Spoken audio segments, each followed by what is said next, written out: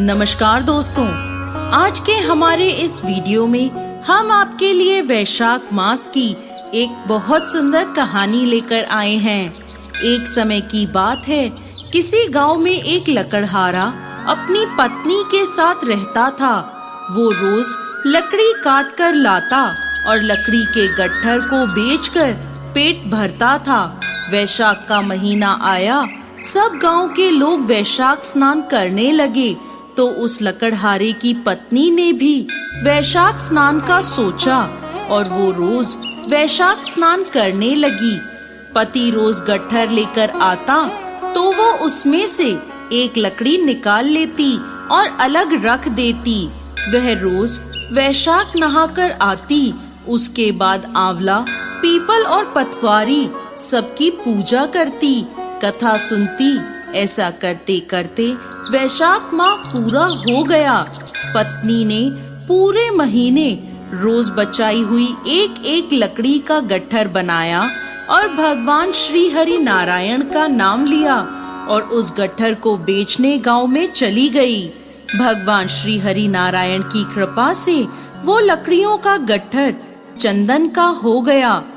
जब वह राजा के महल के आगे से गुजर रही थी तो उन लकड़ियों की खुशबू पूरे महल में फैल गई। राजा को जैसे ही खुशबू आई, द्वारपालों से पूछा कि ये चंदन की लकड़ियों की खुशबू कहाँ से आ रही है।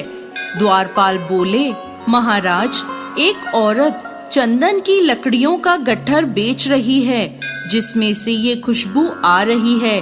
राजा ने उनसे कहा, उसे महल में ले आओ। चंदन की लकड़ियों का गट्ठर देखकर राजा ने पूछा, इसकी क्या कीमत है? तब वह औरत बोली, जितना आप देना चाहें मुझे दे दें। मुझे तो 5 ब्राह्मण जिमाने हैं, उन्हें जिमाने के लिए जितना सामान चाहिए मुझे बस वही चाहिए। राजा ने 5 ब्राह्मणों को जिमाने लायक सामान देकर उसे घर भेज दिया।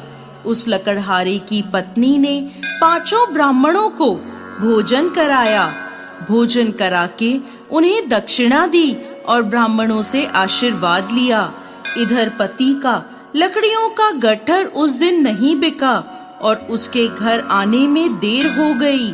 उधर ब्राह्मण और भगवान नारायण के आशीर्वाद से उसकी झोपड़ी महल में बदल गई। रसोई में 56 पकवान तैयार हो गए।